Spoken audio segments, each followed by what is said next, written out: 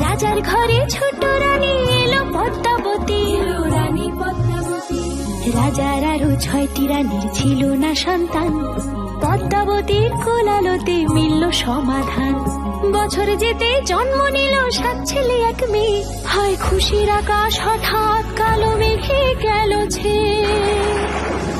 হিংসেতে যায় জ্বলে পুড়ে বাকি 6টি রানী, যুক্তি করে ঘটায় ওরা 7 কুমারের হানি।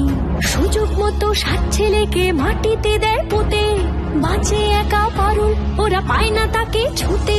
ধাইমা বাজায় সেই মেয়েকে বড় করে তোলে, 7 ভাইকে পায় যে পারুল 7টি চাপা ফুলে। এত কিছুর পরেও রাজার বিপদ যে কাটে না, সূর্য নগরে সুখের সূর্য আর ওঠে না। হিংসা বিবাদ বিচ্ছেদ আর প্রেমের কাহিনীতে পারুল বোন কি পারবে 7 ভাই চম্পাকে জাগাতে।